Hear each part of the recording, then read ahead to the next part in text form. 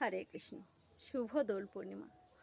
আপনারা জানেন কি এই দোল পূর্ণিমাকে কেন গৌর পূর্ণিমা বলা হয়?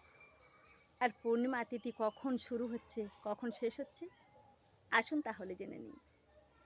পঞ্জিকা অনুসারে পূর্ণিমা তিথি শুরু হচ্ছে 17ই ফাল্গুন 2রা মার্চ সোমবার সন্ধ্যা 5টা 42 মিনিট থেকে।